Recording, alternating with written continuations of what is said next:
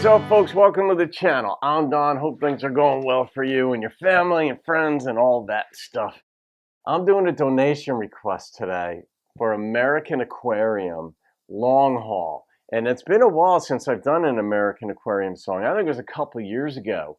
Yeah, because I remember Emily Scott Robinson. That was my introduction to her right about that time. And she was supposed to be touring with American Aquarium, but I think COVID killed it. And I think that was the time frame and the last time I've done an American Aquarium song. But this is requested by Derek Huckaby, who made the donation for me to do this. So Derek, shout out to you and thank you for the donation and the request. And you requested that I do a live version from Steamboat or another live version. And I got the one from Steamboat, but hopefully we're good posting this whole thing.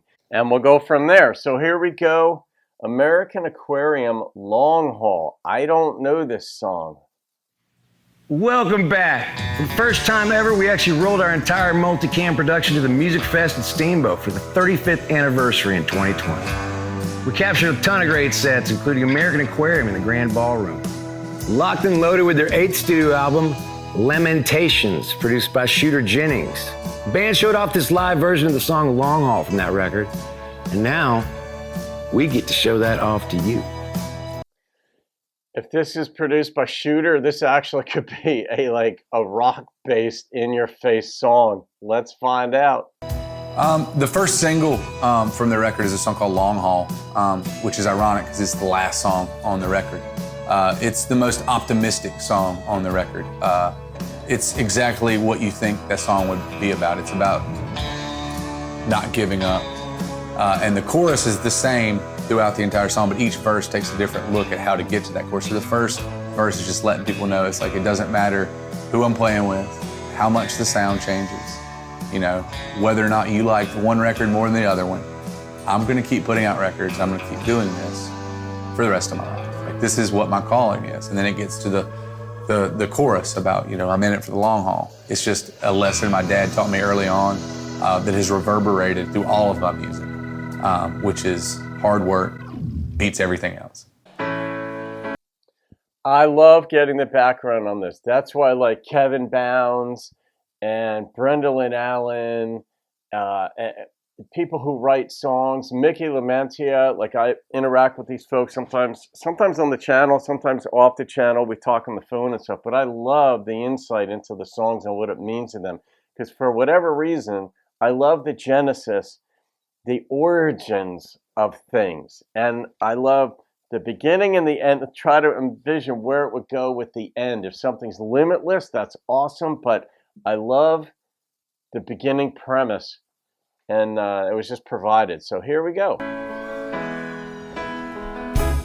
Texas music scene in Steamboat. They say you ain't been the same since you laid that bottle down. The songs, they ain't got no soul. The band's done lost its sound. Get your head out of the clouds, boy. Pretty soon you'll realize that sometimes the kindest thing you can do for a dream is let it die. I'm in it for the long haul. I'm here until the work's done. Hold on, I gotta stop on that lyric. I love paradigm shifts. What did he say? Sometimes the best thing you can do for a dream is let it die. All right, I've experienced that in some ways because it takes on a whole different shape, or actually when you're trying to make something happen, you're in its way. And I don't mean that in a let go and let God type of way or over spiritualizing things. I mean in a practical way. Sometimes our efforts are the things that block the dream from happening. You back up a little bit, then the dynamic that would make that dream happen actually takes off in its own maybe indefinable way. But I like that he said it. I ain't never been the kind of guy that's gonna cut and run. So I'll pick myself up every time I fall. Baby, I'm in it for the long haul.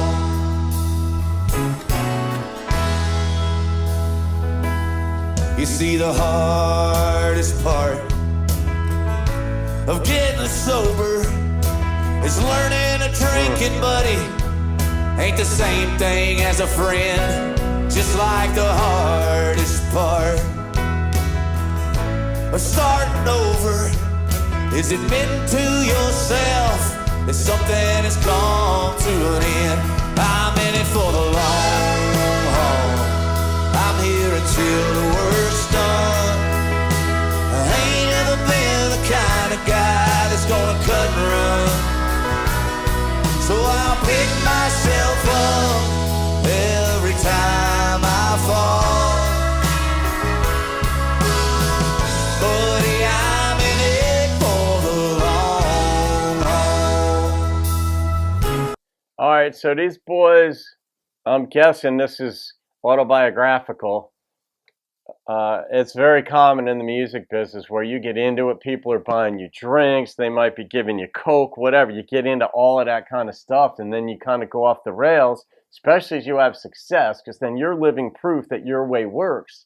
You don't realize that the more you push that lifestyle, it could be getting in your way. That sure enough sounds like, I mean, he told us in the beginning the long haul was a song of hope and optimism, but this is a pretty common story. I'm as solid as a redwood when she's standing by my side. She's got the patience of a sunset, her last nerve's a mile wide. And last Sunday after supper, I asked her why she stays. She said, I ain't gonna be just another song about walking away. I'm in it for the long haul. I'm here until the work's done. I ain't ever been the kind of gal that's gonna cut and run. So we'll pick ourselves up every time we fall. Honey, I'm in it for the long haul. Yes, I'm in it for the long haul.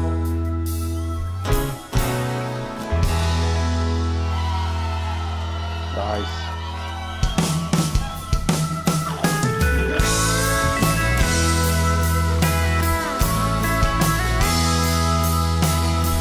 I like the steel in this a lot.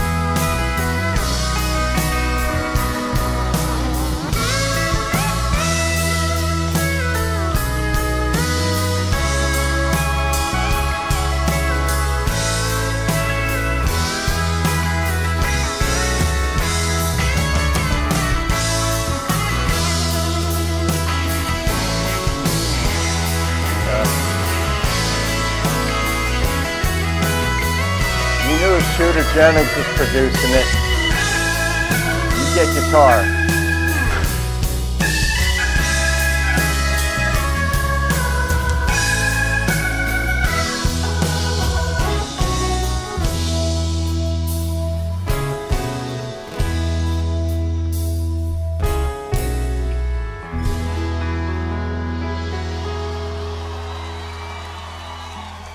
Hey, y'all.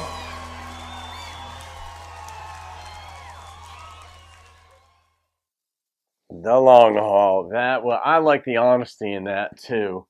And then he didn't just keep it about himself. He was like, brought in the suffering of another person, because when you are drinking to that extent and partying whatever else you're doing, but drinking so hard that it's affecting other people, the people closest to you are the ones most affected by it. And in this case, it was the woman that he was with. He didn't say wife, but just significant other. But why does she stay with him? And she came, and it came back. And I knew she would say this, that she's in it for the long haul. But I like the way they said, the way it was written, that she's just not going to be another. She's just not going to be another song about walking away. So maybe she was the impetus for this song, not just him being in it for the long haul as a songwriter and a performer in a band, but she's in the relationship for the long haul. Maybe that was the germ of the idea, and he fleshed it out starting out, why that would be meaningful because of his untoward lifestyle that he gave up. and he still is writing good songs. I like how he talked about others were saying that, like, if you give this up, your soul of the band is going to be gone, something to that effect, because the alcohol gives you this inspiration and all that. And I immediately thought about Syd Barrett of Pink Floyd. He literally lost his mind. I mean, listen to the song, Shine On You Crazy Diamond, Wish You Were Here. He was gone from the band because I think, I don't know what was he tripping or whatever, but the Welcome to the Machine basically chewed him up, spit him out, the music industry, and it does. I mean, it'll take a toll on you. When you have success, you want to get out there and perform more, do more albums, just more intense, more. And whatever you're doing along the way, you're going to do that more, including drinking. And then one day you find out you're passed out in a hotel room somewhere in the lobby. And you're like, God, I got to stop this, you know. But she was with him for the long haul. And I love that. I do, without going into my personal story in life. Some of you know a little bit, but I don't give too many details because that's not fair, but I'm envious. Derek Huckaby, thank you for the donation and the request. Yeah, there are no other notes that you left for me here. I'm going to leave that be. Something that's autobiographical like this, which seems to be very autobiographical. I'm not going to rate that just out of respect for it, but you know, he brought his woman into it and all that, and it's I'm mindful of the fact that they might see this.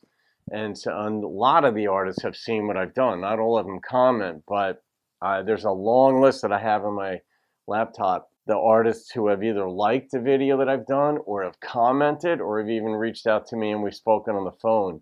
And there's a lot more artists that see it. And I'm mindful of that.